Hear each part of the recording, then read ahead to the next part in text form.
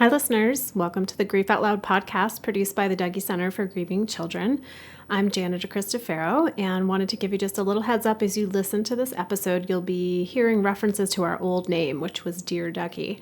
So just so you don't get too confused, you're listening to the right podcast, and we look forward to bringing you even more great content under the Grief Out Loud name. Thanks for joining us.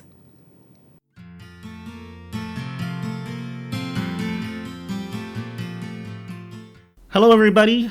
Welcome to another episode of the Dear Dougy podcast, produced by the Dougy Center for Grieving Children in Portland, Oregon. I am Brendan Connolly. And I'm Donna Schuurman.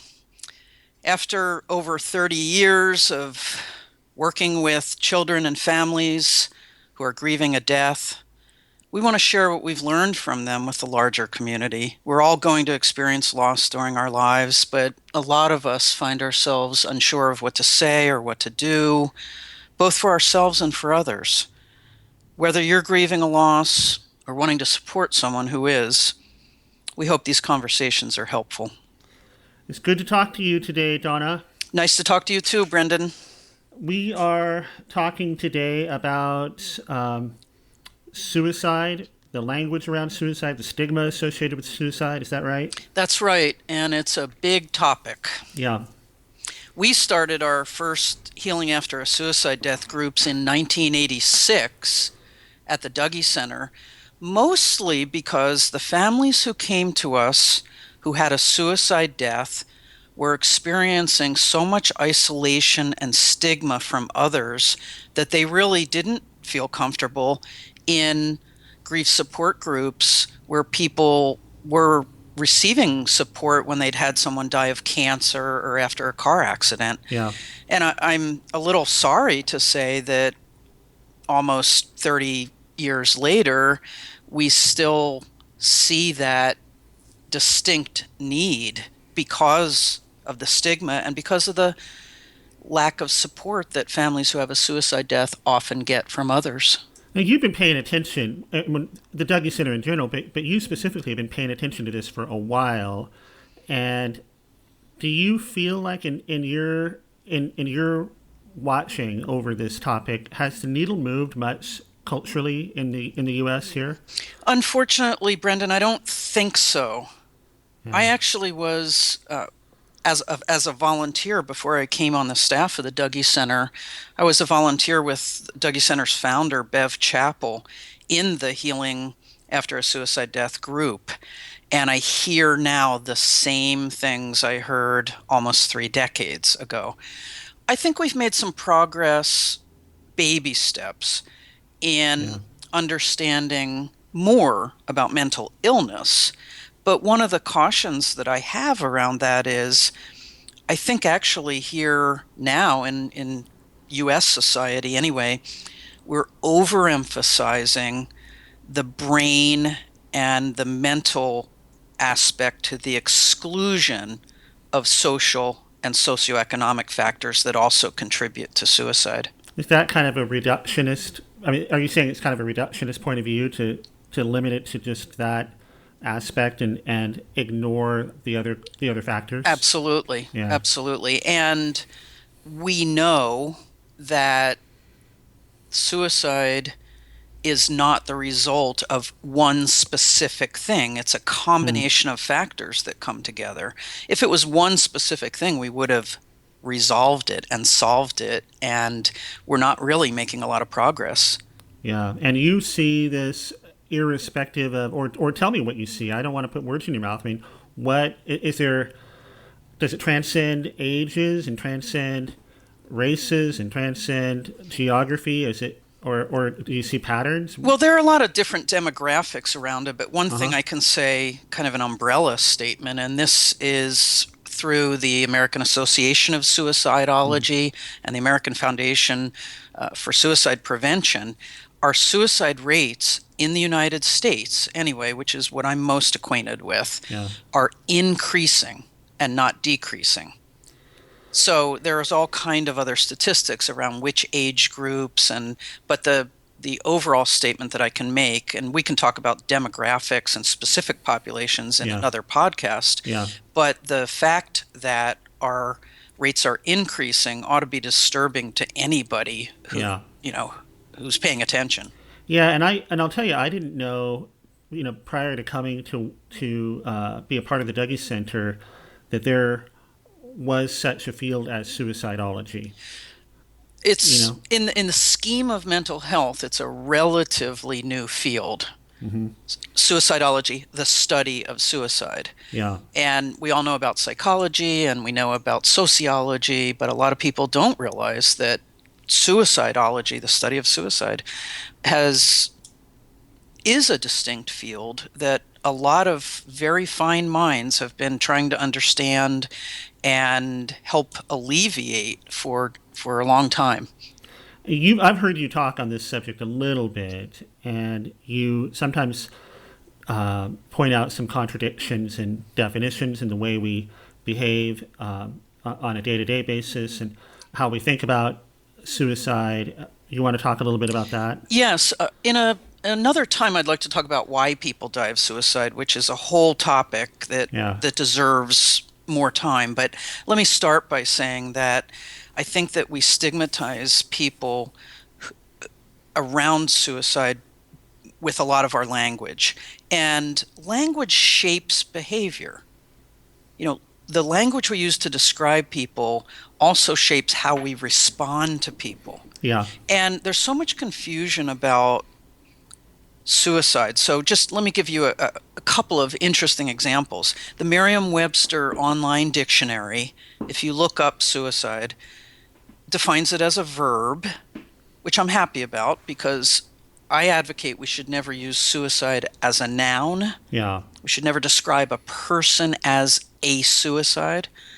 But Merriam-Webster defines suicide verb as the act or an instance of taking one's own life voluntarily and intentionally. And here's where it gets really interesting, especially by a person of years of discretion and of sound mind. Yeah. Which is so bizarre because all of the suicidology organizations will talk about that suicide is a combination of factors, but certainly mood disorders and substance abuse and other sociological factors contribute. So when it says a person of sound mind, Yeah. it's a real contradiction. Yeah, that gives you it makes you think of somebody who's not abusing substances and is not or I guess is of sound mind, right? I mean, it's self-referential. Yeah, exactly. Yeah. I would say my definition of why people die of suicide, and again, we'll talk about it in depth later in Yeah, I'd like another to. time, but really riffs off of Edwin Schneidman, considered the father, really the founder of modern suicidology. And he said, he called it psychache, like an ache of the soul. But basically it was about a desire to escape from unbearable pain. Yeah. And without being able to see any other options. So I would say if you are a person who is in psychological pain and or physical pain and relational pain and pain about meaning, and you are in such pain that the only way you can imagine getting out of it is to take your life, I wouldn't describe that as being a person of sound mind. Yeah. And just to carry it even a little further, another definition of suicide that comes from Black's Law Dictionary describes it as, and this is a direct quote, self-destruction, the deliberate termination of one's existence, and again, here's where it gets interesting, while in the possession and enjoyment of his mental faculties. Yeah. So, I mean, it doesn't even make sense. If you're in the enjoyment of your mental faculties, you're probably not thinking about dying. Right. And you're probably not a person in extreme physical pain from medical treatment or whatever. Or emotional pain. Or emotional pain. Yeah. Relational pain. So even our definitions are skewed. Yeah. I'm learning a lot of stuff with these podcasts, and I'm also kind of a knucklehead. So forgive me if this is a little bit of a rabbit trail, but is that suggestive of a need for a different kind of language around uh, suicide in the sense that these definitions describe versus people who end their life for. Actually, I think, however much of a knucklehead you perceive yourself to be, I think that's a really, really key point. Because Okay. until we have a better understanding of what it is and why people die of suicide, Yeah. we're not going to be as effective in prevention or in responding to those who are bereaved by the suicide death of someone. So I actually think that is a really key issue. Is That that something that the suicidologists and the associations that you spoke about before, is that something that they talk about on a regular basis? absolutely, and I Really? think that they focus on that quite a bit. I think what one of the challenges is that our larger society has such judgment and stigma and lack of understanding around what suicide is, who Yeah. is at risk, how to identify. There's just so many misconceptions and misperceptions out there that it gets challenging. Yeah. Here's another example, Brendan. Just using the word suicide. So Gallup, the company that does polls and Yep. surveys, Yep. in 2005, they did a survey and they asked people if they are agreed or disagreed with the statement that doctors should be allowed by law to end the lives of patients suffering from incurable diseases if the patient and his or her family requested it. Okay? Uh-huh. So when they asked it that way, 75% of their respondents agreed, yes, yes, doctors should be allowed by law to end the lives of patients suffering Yeah. if the patient. They took the same question and worded it this way: doctors should be allowed by law to assist the patient to commit suicide if they are suffering from incurable diseases, if the patient and his or her family requested it. Same end result. They should either be able to end their lives Mm-hmm. or they should be able to commit suicide or assist the patient to commit suicide. And it dropped to 58% of people So, agreed. mainly because of the inclusion of the word. Mainly because of the inclusion of the word. There also is the piece around assisting the patient. But there have Yeah. been other surveys that have, just using the word, allowed to die, permitted to die, permitted to end their life, Uh-huh. versus permitted to kill themselves or permitted to commit suicide. Yeah. And the numbers dropped. So just using that word still has a tremendous import. And what it results in both is a lack of understanding of suicidal people and a huge lack of support for families who are bereaved by a suicide death. Yeah. And how to talk about it. And is that something, do you think that's something that, because the question aims at the medical community, does the medical community wrestle with these ideas, do you think?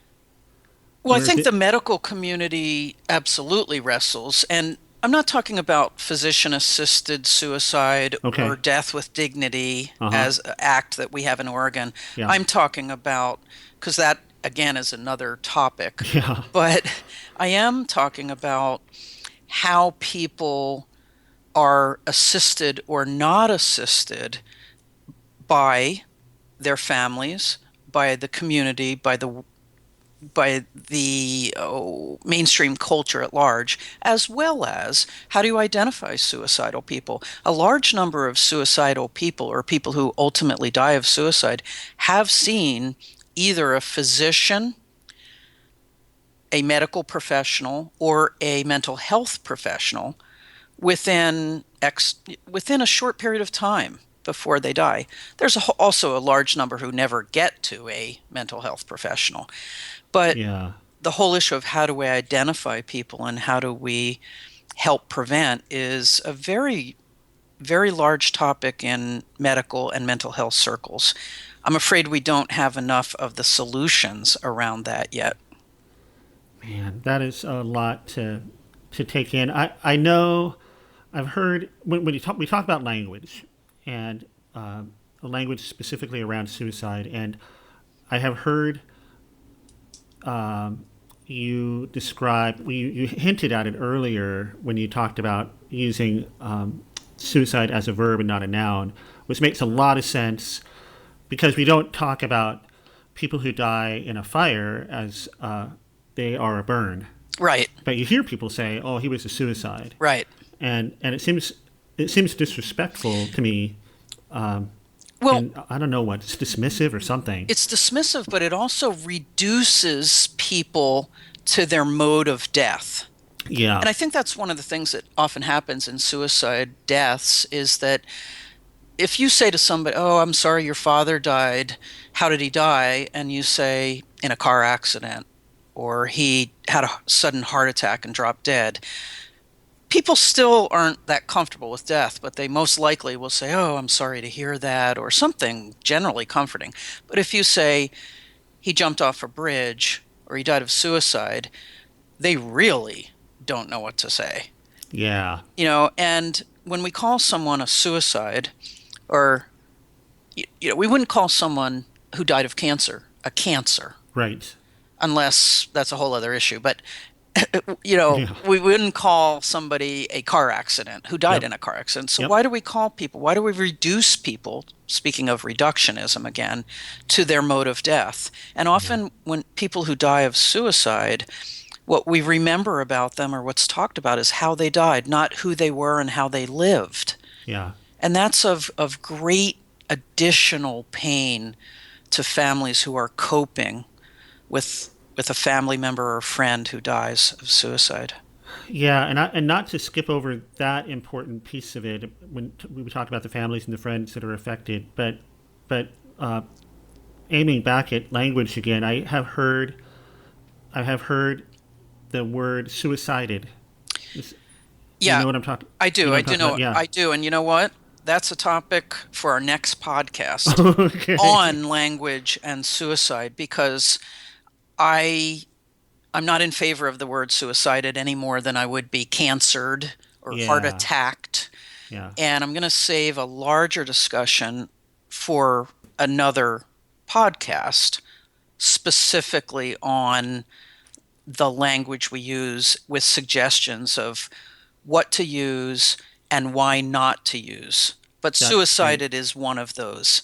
Don't use it. Yeah, that's great. Well, this feels like a pretty good intro to the topic, and it also feels like a much bigger topic than I even anticipated.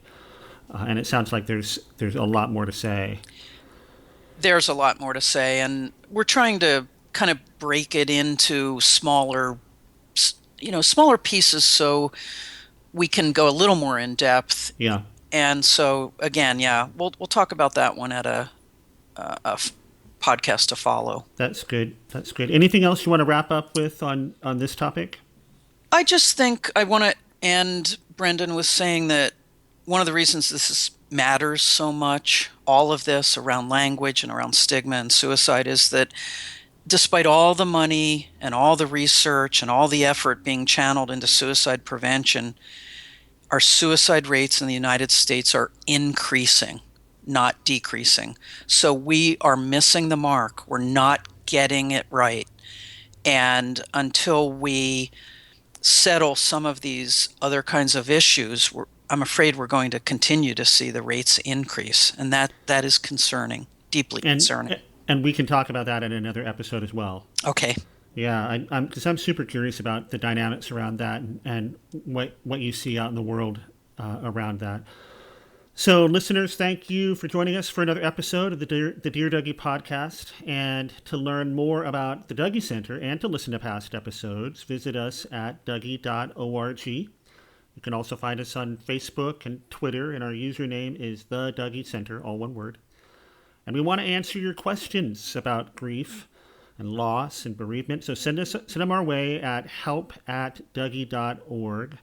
And be sure to put the word podcast in the subject line somewhere so we can kind of separate those emails from others we get to that address.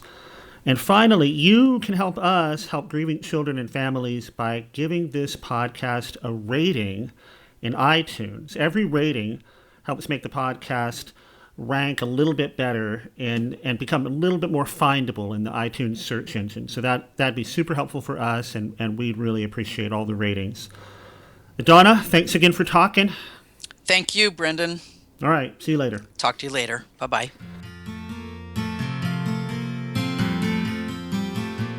Thanks for listening.